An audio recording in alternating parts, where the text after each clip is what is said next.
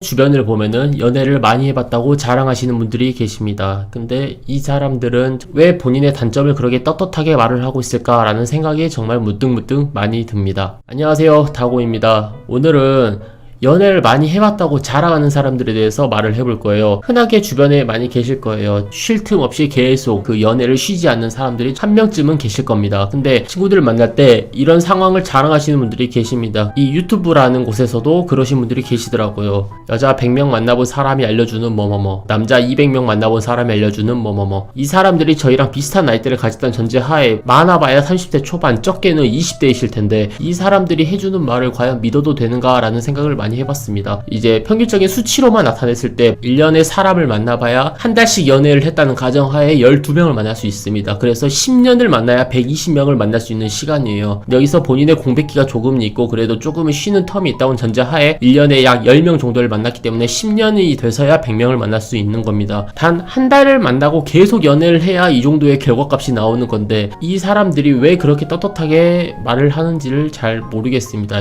연애를 많이 해본 건 본인의 치부라고 생각을 합니다. 절대로 드러내서는 안 되는, 나조차도 고쳐야 되는 이런 거라고 생각을 하고 있어요. 근데 누군가는 돈을 받아먹고 누군가는 그렇게 떳떳하게 살고 있고 누군가는 그렇게 자격지심을 가지고 살고 있다는 겁니다. 물론 어떤 사람이 연애를 알려주건 듣는 사람에 따라서 걸러들을 건 걸러듣고 나에게 이로운 것만 흡수를 하시면 되는 부분인데 이 사람들에게 많은 영향을 받게 되면은 본인도 짧게 연애를 하는 방법, 단기간에 그 사람을 꼬시는 방법, 이런 화술이나 이런 행동들 같은 경우는 되게 배우기 정말 좋을 겁니다. 하지만 장기간으로 갔을 때 어떻게 해야 되는지, 이런 행동을 하는데 이 경우에 어떻게 대처를 해야 되는지 이런 것을 알려줄 수가 없다는 겁니다. 본인도 경험해보지 못했고 나조차도 여기까지 가본 사람이 아닌데 나도 연애를 여기에 단타밖에 못 쳐봤고 이 사람이 너무 좋아할 때 행동은 어떻게 하는지를 모르는데 이 당장 눈앞에 있는 꼬시는 스킬만 배워서는 도움이 안 된다는 거죠. 이 유튜브는 어쨌든 간에 어그로가 조금은 필요해요. 그런 식으로 썸네일을 작업을 하거나 내용은 전혀 다른 내용이 들어가 있다거나 뭐 이런 건 제가 좀 이해를 하는 편이긴 한데 유튜브를 하는 게 아니라 그냥 본인 친구들에게 그런 식으로 자랑하는 사람들이 있다는 겁니다. 장점이 아니라 본인의 치부를 계속 드러내고 있다는 겁니다.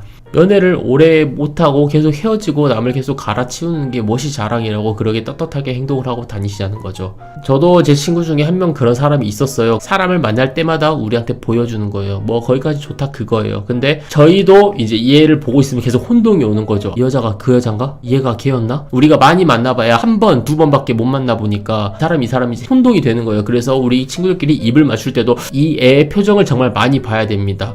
혹시나 우리가 말실수를 하면 어떻게 될까? 우리가 이렇게 하면 어떻게 될까라는 그런 가정하에 이 사람들이 주변에서 어떻게 비춰지고 있을지는 잘 모르겠어요. 진짜 얘를 좋아하는 사람도 있고 얘를 동경하는 사람도 있고 얘를 정말 싫어하는 사람도 반드시 있을 거고요. 이 연애 유튜브를 통해서 배우시는 분들이 계실 거 아니에요. 단기간에 그 사람을 꼬시는 방법을 뭐 배울 건 아니잖아요. 그 사람과 잘 되고 나서 그리고 더 어떻게 해야 더 관계를 발전할 수 있는지, 본인이 뭐 여자 200명을 만났건 300명을 만났건 뭐 그런 거 별로 상관이 없고요. 한 명을 만나도 정말 오랫동안 만나서 이 사람에 대한 감정을, 이 사람이 무엇을 원하는지 아는 게 중요한 거지 계속 여러 사람을 계속 돌려 만난다고 해서 그게 절대로 좋은 건 아니라는 겁니다. 그리고 연애를 쉬지 않고 그렇게 연애를 했다면은 본인은 그저 연애에 목말라 있는 애정결핍이 강한 그런 사람일 수도 있고요. 계속 그렇게 주기적으로 사람이 바뀐다는 건 혼자 있는 걸 되게 무서워하고 외로움을 많이 타고 내가 애정결핍이 강하면서 나라는 사람을 계속 인정해주고 사랑해줄 사람을 계속 갈구하고 있는 상태일 거니까요. 정말 중요한 사람은 그렇게 사랑을 갈구한 사람이 아니라 네가 있어도 그만, 없어도 그만, 그리고 내가 연애를 해도 그만, 안 해도 그만인 사람이에요.